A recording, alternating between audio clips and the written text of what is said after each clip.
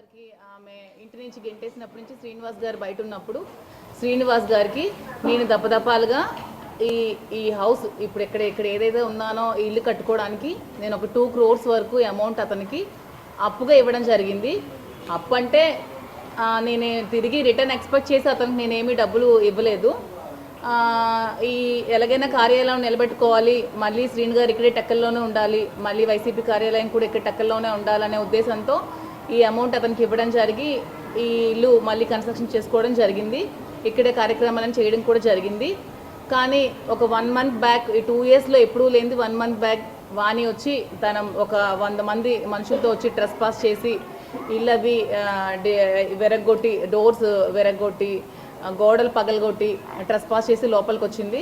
లోపలికి వచ్చి ఈ హౌస్ కూడా ఆక్యుపై చేసుకోవడానికి ట్రై చేసి కోర్టులు కూడా ఆశ్రయించింది. నేను కోర్టు వారి నిర్ణయానికి ఎప్పుడు కూడా గౌరవిస్తాను. నేను కోర్టుకి నేను ఎప్పుడు ఎగ్నెస్ట్ కాదు.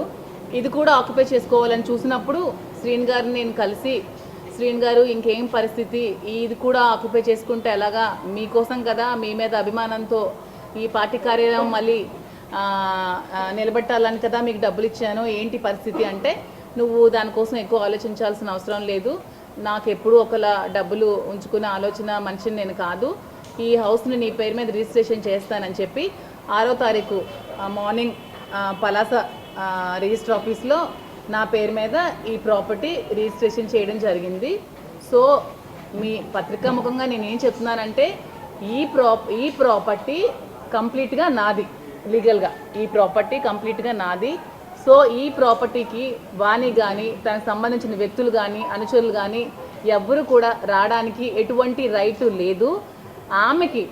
ఆమె భర్తతో ఏవైనా విభేదాలు ఉన్నా, ఏవైనా లీగల్ ప్రాబ్లమ్స్ ఉన్నా ఆమె లీగల్గా తెచ్చుకోవాలి తప్పితే ఇలా ట్రెస్ పాస్ చేసి 100 మంది తీసుకొచ్చి, నిన్న కూడా మీరు అందరూ చూశారు, నేను ఒక్కదాన్నే ఉన్నాను ఇంట్లో, నిచ్చెన పట్టి పైకెక్కి నన్ను చంపడానికి ప్రయత్నించారు, పవర్ కట్ చేశారు, వాటర్ లేదు, నిన్నంత పవర్ లేక వాటర్ లేక చాలా సఫర్ అయ్యాను.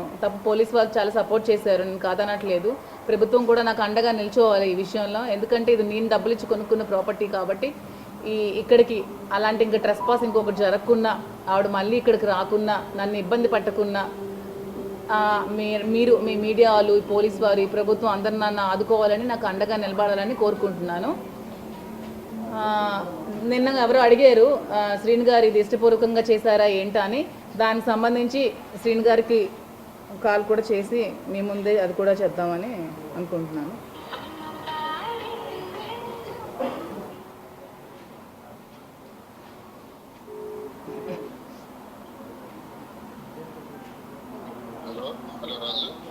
రాజా, ఇప్పుడు నేను మీడియా ముందు ఉన్నాను.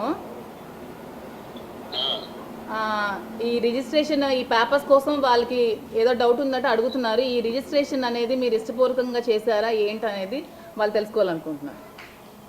అంటే నేను ఇప్పుడు ఒడిశాలో ఉన్నాను, భువనేశ్వర్ దగ్గర. ఒక ఇంపార్టెంట్ వ్యక్తి ఉన్నాను. అర్జెంటా? మీడియా వచ్చారా ఇప్పుడు? అవును రాజా, మీడియా వచ్చారు. అర్జెంటా? అర్జెంట్. పక్క వస్తాను, ఒక్క నిమిషం.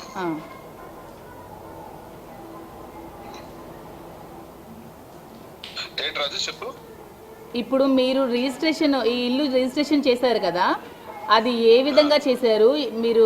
మీరు ఏం ఆలోచించుకొని నా పేరు మీద రిజిస్ట్రేషన్ చేశారు? మీ ఇష్టపూర్వకంగా చేశారా, అది మీ స్వాజితం ఏంటనేది ఒక 2 విషయాలు మీరు చెప్పేస్తే మీడియా వాళ్ళు కూడా డౌట్స్ క్లియర్ అయిపోతాయి, ఇంకెవరికైనా ఏమైనా డౌట్స్ ఉంటాయి. ఎవరు పర్టికులర్ గా ఒక మీడియాని అడుగుతున్నారా, అందరూ అడుగుతున్నారా? అందరూ కలిపి, సరే, పబ్లిక్ కూడా జనాలు కూడా. సరే, నా సమాధానం ఏంటంటే, ఇప్పుడు గతంలో మా ఇంటి గొడవలు మాకున్నాయి. మాకు ఒక 30 సంవత్సరాల నుంచి జరుగుతున్నటువంటి నా కుటుంబ వ్యవహారంలో గత 2 ఏళ్ల నుంచి నేను బయట ఉన్నాను. ఎందుకంటే వాణి ఇంటికి తాళం వేసేయటం వల్ల గత్యంతరం లేక ఏడాది కాలం పాటు పలాసలో ఉన్నాను. తర్వాత ఇంటి నిర్మాణాన్ని నేను చేసుకున్నాను. అంటే మాధురి, ఇప్పుడు అంటే నేను రాజు అని పిలుస్తాను, ఆమె ద్వారా వచ్చినటువంటి ఈ ఫోన్ కాల్ ద్వారా ఒకవేళ అత్యవసర పరిస్థితుల్లో నేను ఏదైనా ఇప్పుడు చెప్పాల్సి ఉంటే నేను వచ్చి కరెక్ట్గా నేను మరొక 2-3 రోజుల్లో వచ్చి ప్రెస్ మీట్ పెడతాను టెక్కల్లోను, కానీ ఇంకెక్కడైనా పెట్టి ప్రజలందరికీ వివరాలు తెలియచేయాలి. అర్జెంట్ పని మీద, బిజినెస్ పని మీద నేను భువనేశ్వర్ రావాల్సి వచ్చింది కాబట్టి నేను వచ్చి చెప్పుండేవాడిని. కానీ ఈలోగా మీరు అడుగుతున్నారు కాబట్టి ఈ ఫోన్ కాల్ ద్వారా నేను ప్రజలందరికీ కూడా తెలియజేసేది ఏంటంటే, ఈ నివాసం ఏదైతే ఆగస్టు 8వ తారీఖు 23వ సంవత్సరం ఈ స్థలం నా పేరున కొనటం జరిగింది. ఇది నా స్వార్జితం.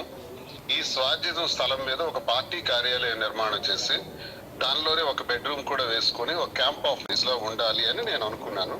అలా ఏర్పాటు చేసినటువంటి ఈ నివాసంలో మరి గత నెల రోజులుగా జరుగుతున్నటువంటి గొడవల్లో మా ఇంటి గొడవలకు సంబంధించి వాణి రావటం, నేటికి ఇదే రోజు కరెక్ట్ గా 8వ తారీఖున ఆవిడ రావటం, వచ్చి నిన్నటి వరకు కూడా చాలా గలాట చేయటం, ఆస్తుల గురించి పోరాటం, టెక్కల్లో నువ్వు ఉండకూడదు బయటికి పోవాలి అనటం, మరి అలాగే ఎమ్మెల్సీగా నిన్ను టెర్మినేట్ చేయాలని పార్టీకి డిమాండ్ చేయటం, సస్పెండ్ చేయాలని చెప్పటం, ప్రజలందరి ముందు నన్ను అవమానపరచటం, చాలా నీచంగా నన్ను క్యారెక్టర్ అసాసినేషన్ చేసి ఒక భార్యగా ప్రవర్తించకూడని రీతిలో ప్రవర్తించటం వల్ల నేను మనస్తాపానికి గురవుతూ ఈ మధ్య అంతా కూడా టెక్కల్లోనే అదే నివాసంలో మరి మొన్న 5వ తారీఖు సాయంత్రం వరకు ఇంచుమించు 6వ తారీఖు రాత్రి 5వ తారీఖు రాత్రి వరకు కూడా 5వ తారీఖు రాత్రి వరకు కూడా అదే గృహంలో ఉన్నాను. ఉండిన తర్వాత మరి ప్రజలందరికీ నేను తెలియజేసేది ఏంటంటే, మాధురి గారికి నేను ఇంచుమించు 2 కోట్ల రూపాయలు డబ్బులు ఇవ్వాల్సినటువంటి అవసరం ఉంది. నేను తీసుకున్నాను తప్పతప్పాలుగా, గడిచిన ఎన్నికల్లో కానీ ఇంటి నిర్మాణంలో కానీ. తదుపరి ఇటీవల కాలంలో కూడా నాకు వ్యాపారాలన్నీ బంద్ అయిపోవటం వల్ల, ఆర్థిక ఇబ్బందులు ఉండటం వల్ల మరో 50 లక్షల రూపాయల వరకు కూడా తను నాకు చేయూతనిచ్చి సహకరించడం జరిగింది.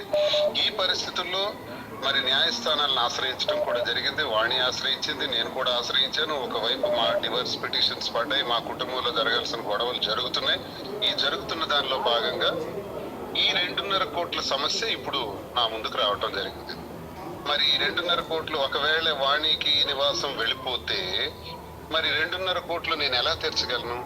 నాకు ఇప్పుడు చెట్టు కింద ఉండాల్సిన పరిస్థితి ఉంది. ఆల్రెడీ వాణి ఈ రకంగా కూడా నన్ను బయట పెట్టేసే పరిస్థితి చేసిన పరిస్థితిలో నాకు గత్యంతరం లేక, వేరే పరిస్థితి లేక 2.5 కోట్ల అప్పు తీర్చుకునే పరిస్థితి నాకు ఇప్పుడు లేదు. అలాగే పార్వతీశం గారికి, చింతాడ పార్వతీశం గారికి అన్నయ్య నేను పిలుస్తాను.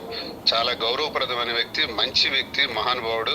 ఆయనకి కూడా నేను 60 లక్షల రూపాయలు ఇవ్వాలి. ఆయన కూడా రిజిస్ట్రేషన్ నా పేరున ఇంకా డబ్బులు బాకీ ఉన్నప్పుడు చేశాడు. ఇప్పుడు ఆయనకి 60 లక్షలు, మరి మాధురి గారికి ఇవ్వాల్సినటువంటి 2,50,00,000. ఇవన్నీ నేను ఇప్పుడు ఎక్కడ అరేంజ్ చేయగలను? నా వ్యాపారాలన్నీ ఈ ప్రభుత్వం వచ్చిన తర్వాత మొత్తం పోయినాయి. ఇప్పుడు ఐఎమ్ ఆన్ ది రోడ్.